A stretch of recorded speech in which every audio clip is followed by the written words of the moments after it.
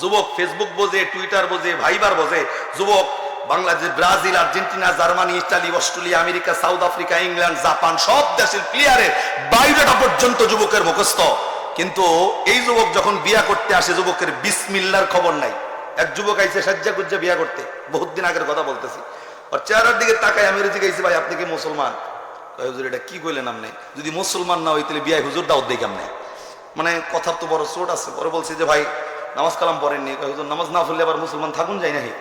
ভাবলাম যে বাপরে বাপ, তেল তো আমার উপর দিয়ে উঠছে। হ্যাঁ, পরে ধরছি, পরে ধরি একটু যখন বিয়ার সাথে মানে কবুলটা একদম স্টার্ট, কারণ কবুল না খাওয়ালে তো আর বিয়ে হইতেছে না, কথা ঠিক না? কবুল খাওয়ানোর আগে বলছি যে ভাই দুটা প্রশ্ন করি, হুজুর করেন। আমি কইছি ভাই নামাজ কালামের কথাও জিগাই মোনা, আপনি কোরআন শরীফ পড়তে জানেন না, না জানেন এটাও জিগা মনে, খালি আমি আপনার এতটুক জিগাইতে চাই, আপনি কি কালেমা জানেননি? হুজুর এটা আবার কি করলেন? কালেমা না জানলে আবার মুসলমান হইছি?